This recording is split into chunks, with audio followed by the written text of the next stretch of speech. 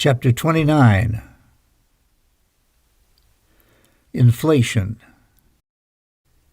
Therefore do not worry about tomorrow, for tomorrow will worry about its things. Suffice it for the day is its troubles. Matthew 6:25-34. After my meeting with the light, I went back to Earth to observe Denise Richards. She was teaching a class at the University of Miami, and the subject was inflation. She faced a broad audience of students and began her lecture with a question.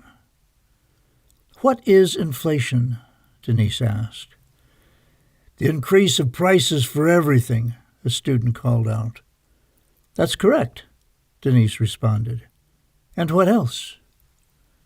No one replied. So Denise explained, "From a theoretical point of view, inflation is the loss of equilibrium between the supply and demand of goods and services. This loss of equilibrium, in general, ends up being reflected in a sustained increase in prices. What does this mean?" Again no one responded. So Denise continued. "It means that this economic situation creates a permanent increase in prices for available goods and services." "Does anyone have any questions?" Denise queried. "Is that the only cause for inflation?" a student inquired. "Most of the time it is, but there are many other reasons. For example, the issuance of paper bills, which replaced coins, is sometimes done without the necessary monetary backup. Without sufficient monetary backup, prices increase," Denise answered. "How many types of inflation are there?" Comoden was bold enough to ask, and I felt very pleased with his attentiveness.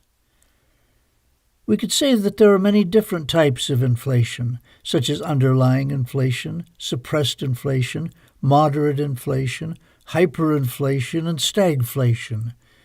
We don't have enough time to talk about all those types of inflation today. Therefore, I would like you to try to understand the basic principles of inflation and the way the government manipulates those inflation numbers," Denise continued. "Are you telling us that the government openly manipulates inflation numbers?" the student inquired.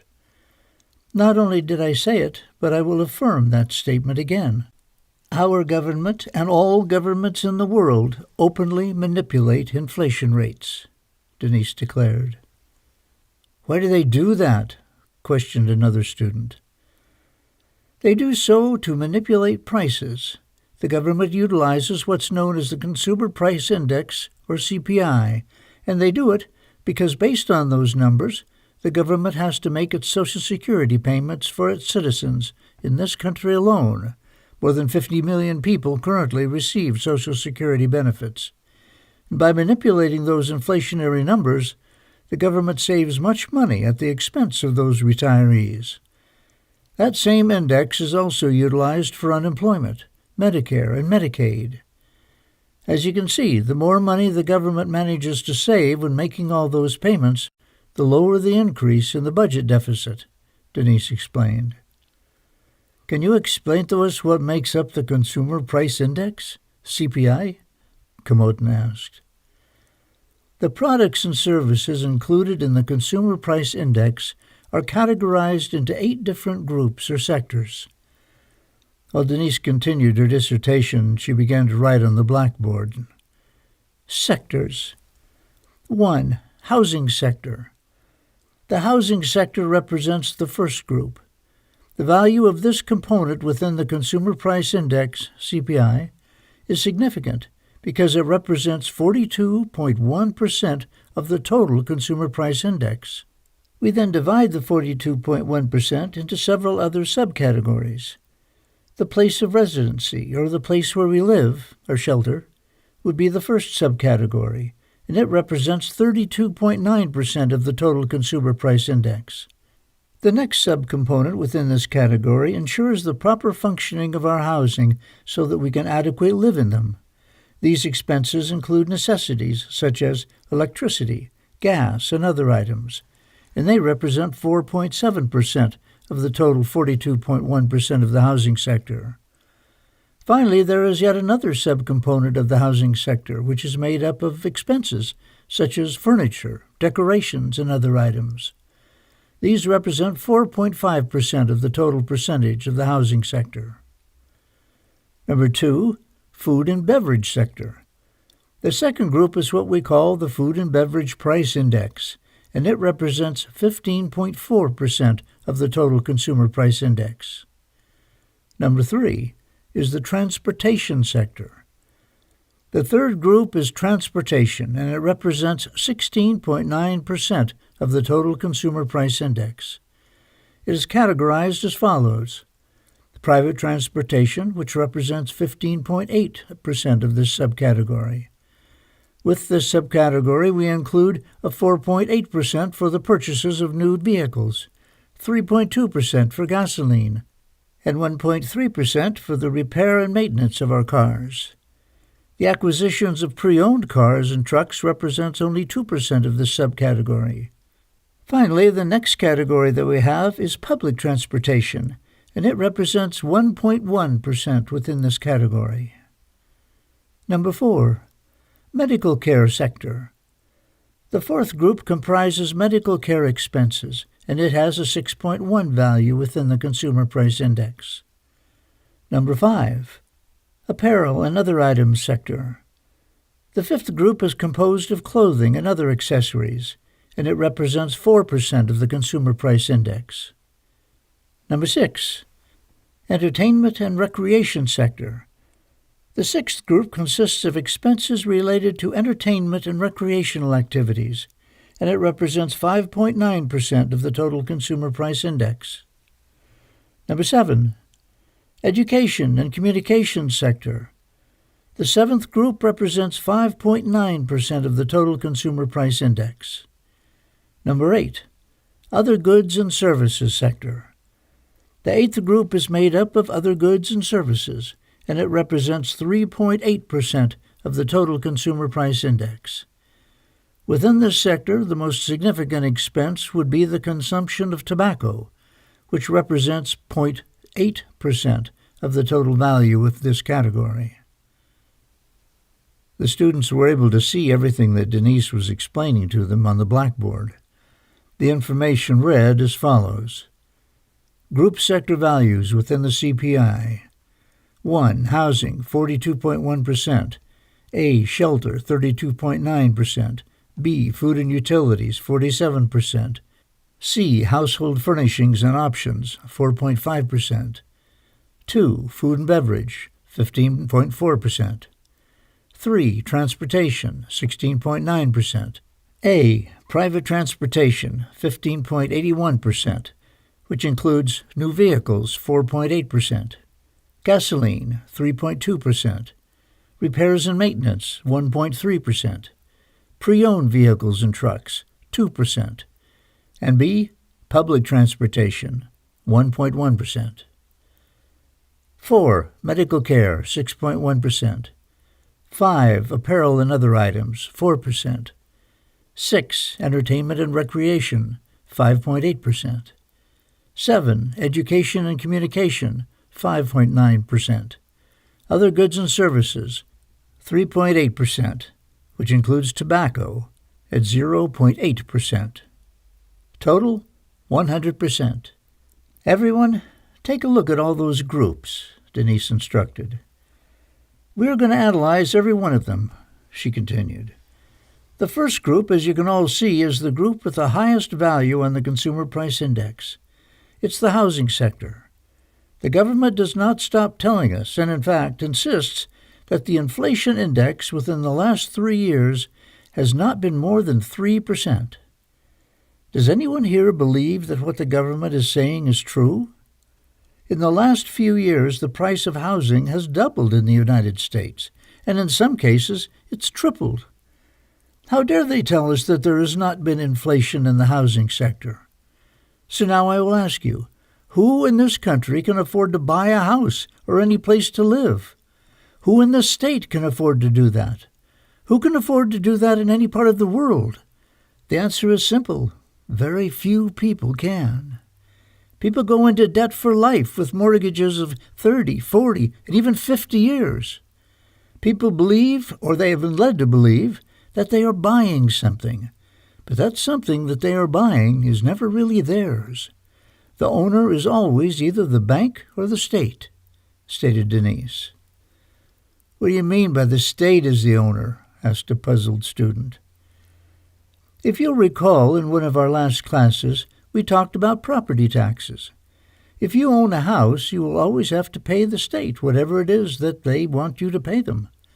If, on the other hand, you do not buy that house, can you imagine how much money you would save in 30 or 40 years, since you wouldn't have to pay taxes? However, if everyone decided not to buy anything and instead everyone decided to rent, can you imagine the negative impact, whether it's medium or long-term, on the economy? Denise continued. Then why are prices increasing in the housing sector for purchasing a house not reflected in the Consumer Price Index? Comouton wondered. That's an excellent question, Denise responded. Here's the tricky part. One of the greatest deceptions that the government of this country uses is when they calculate the cost of living and then include it in the final Consumer Price Index. The government does not cover the cost of purchasing a house in the Consumer Price Index. Instead, as a substitute, it utilizes the price of renting a home. This information is an outrageous lie because most people choose to buy instead of renting. Today, 68.5% of the families own, or at least believe they own, their houses. Therefore, the Consumer Price Index is nothing more than a joke. It's an evil joke. How much does it cost to buy a home now? Moreover, how much did that same house cost 10 years ago? If the Consumer Price Index given to us were a true reflection of the state of the economy, then 42.1% of the prices would have had to have increased at least 10 to 12% each year to reflect the current situation and the current rates indeed. The government does not take into consideration the financial expenses that these people incur. It does not take those figures into account, and it does not integrate it into the Consumer Price Index house purchases, which is yet another inflationary element within the CPI. Therefore, if you are paying 7% fixed interest rate, that interest rate expense is not being reflected within the Consumer Price Index, just like many other expenses that are also not included. Denise looked at her watch and took a sip of water. I will be brief with the explanation of the other groups and sectors, because we're running out of time. Take a look at the second group, which is food and beverage. The people who come up with the figures for the Consumer Price Index don't go grocery shopping, because if they did, they would not dare to say that the cost of living has only gone up 3% each year. Milk, eggs, bread, and other necessities have duplicated in prices within the last few years.